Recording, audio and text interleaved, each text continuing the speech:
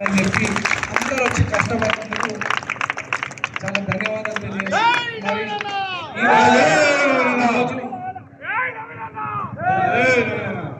కష్టపడడమే కాక నన్ను గెలిపించడమే కాక ఇక్కడ మరి ఈ ఖైరతాబాద్ పెద్ద వినాయకుని చౌరస్తాలో నన్ను పిలిచి ఇంత ఘనంగా నాకు స్వాగత పలికి ఆశీర్వదిస్తున్నటువంటి పెద్దలందరూ కూడా తోటి యువ సోదరులందరూ కూడా ధన్యవాదాలు తెలియజేస్తూ మా మహేష్ అన్నట్టు మొన్న గణేష్ వినాయక పండుగల సందర్భంగా నేను ఇటు రావడం జరిగింది దేవుణ్ణి దర్శించుకోవడానికి. ఆ రోజు 5వ తారీఖు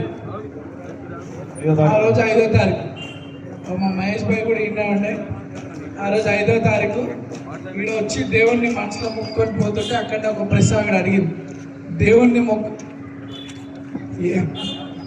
కాంగ్రెస్ నుండి టికెట్ వస్తుందని నువ్వు ఆశిస్తున్నావా అని అంటే వెనకాల దేవుణ్ణి చూపించిన 2 రోజులకే టికెట్ కన్ఫర్మ్ అయింది.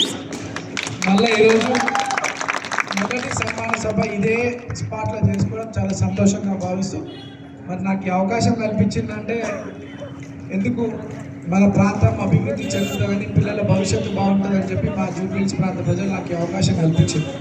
కాంగ్రెస్ పార్టీ పెట్టుకున్న నమ్మకం మా ప్రాంత ప్రజలు